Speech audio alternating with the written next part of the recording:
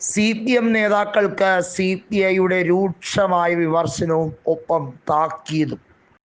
CPIM അവരുടെ മണ്ഡലങ്ങൾ നിലനിർത്താൻ പറ്റുമോ എന്നുള്ളത് കാണട്ടെ എന്ന വെല്ലുവിളി കൂടി നടത്തിയിരിക്കുന്നു എന്നതാണ് ഇപ്പോൾ പുറത്തുവരുന്ന റിപ്പോർട്ട്. അതായത് വലിയ തരത്തിൽ ഉൾപാർട്ടി കലഹം ഉണ്ടായിരിക്കുകയാണ്. CPIയിൽ തന്നെ കൗൺസിൽ യോഗത്തിൽ പ്രശ്നങ്ങൾ അതിസങ്കീർണമാകുന്നു.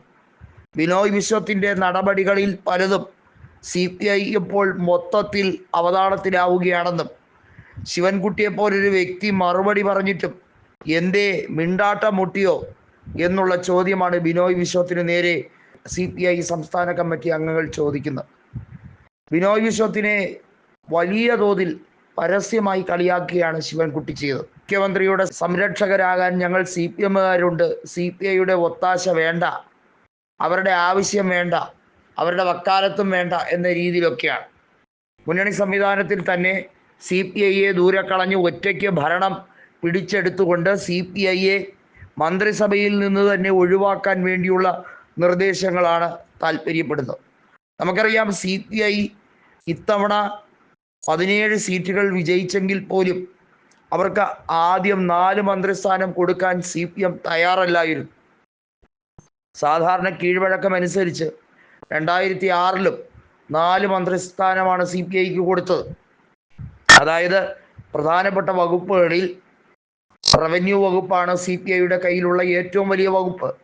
രണ്ടാമത്തെ വകുപ്പ് എന്ന് പറയുന്നത് വനസംരക്ഷണവും അതുപോലെ തന്നെ ഹൗസിങ്ങും ഉൾപ്പെടെയുള്ള വകുപ്പുകളാണ്. അത് CPIക്ക് എന്നേക്കുമായി നഷ്ടപ്പെട്ടു. അതിപ്പോൾ AK ശശീന്ദ്രൻ എന്ന NCPക്കാരൻ്റെ കൈവശമാണ്.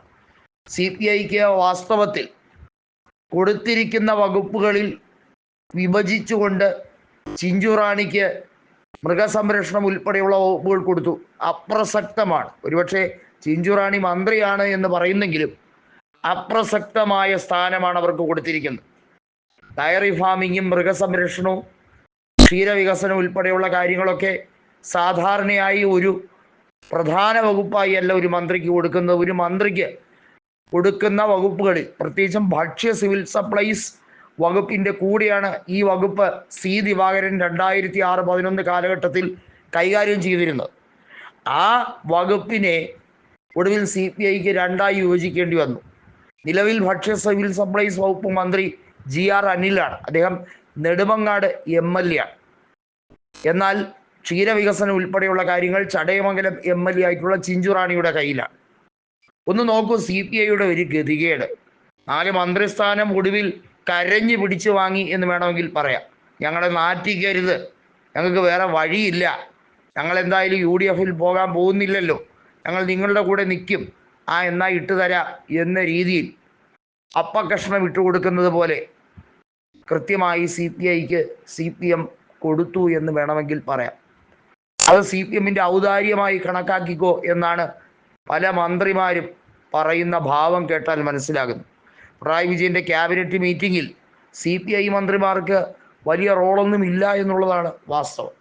ഇങ്ങനെ നാണം കെട്ട് അപമാനിതരായി തുടരുന്നത് എന്തിനാണ് എന്ന് പലരും പറയുന്നുണ്ട്. PS സുനിൽകുമാർ ഉൾപ്പെടെയുള്ളവർക്ക് തൃശ്ശൂരിലെ തോൽവി CPMൻ്റെ വകയുള്ള സമ്മാനമായി തന്നെയാണ് കണക്കാക്കപ്പെടുന്നത്. ഇതിൽ നിന്നെങ്കിലും പാഠം പഠിക്കുമോ എന്നുള്ളതാണ് എല്ലാവരും കാത്തിരുന്ന് കാണേണ്ടത്.